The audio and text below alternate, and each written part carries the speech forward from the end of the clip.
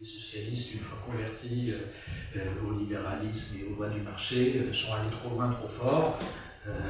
Schröder l'a fait dans des proportions encore plus importantes et plus rapides en Allemagne, mais il est allé en particulier dans son deuxième mandat beaucoup trop loin.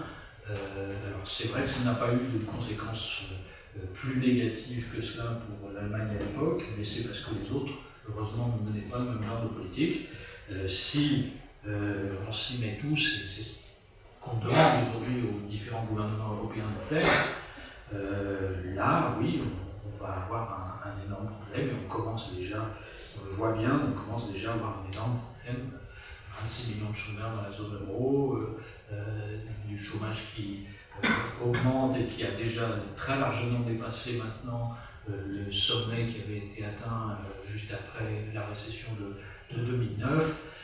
Je ne sais pas combien de temps les Espagnols peuvent tenir avec 25% de chômeurs, 50% de jeunes chômeurs.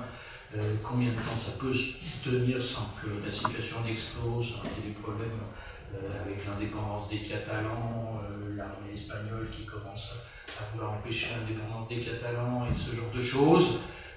Je pense qu'on est dans une phase extrêmement dangereuse et je pense malheureusement que c'est les Allemands qui devraient le mieux se souvenir de à quel point ce type de dynamique peut être dangereuse. C'est vrai que c'est quand même très surprenant que les leçons de M. Brüning n'aient pas porté davantage, n'aient pas été retenues davantage, notamment chez nos voisins.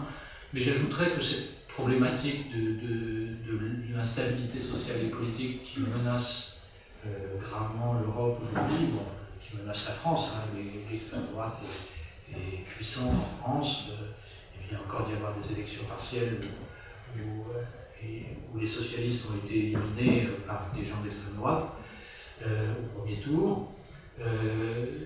Mais cette problématique ne concerne d'ailleurs pas simplement les pays périphériques du Sud, très lointains. Je pense en particulier à un pays qui est assez proche d'ici aussi, qui s'appelle les Pays-Bas.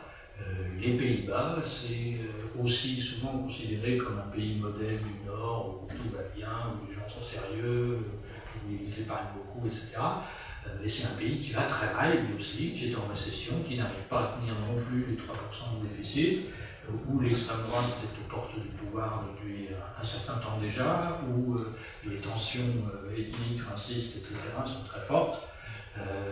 Vouloir continuer dans cette voie, c'est vraiment prendre un risque énorme pour la stabilité sociale et politique de l'Europe, et c'est pas forcément à un terme aussi lointain que ce qu'on pense. C'est vrai que ça fait 50 ans, plus de 50 ans qu'on n'a pas eu de guerre, qu'on n'a pas eu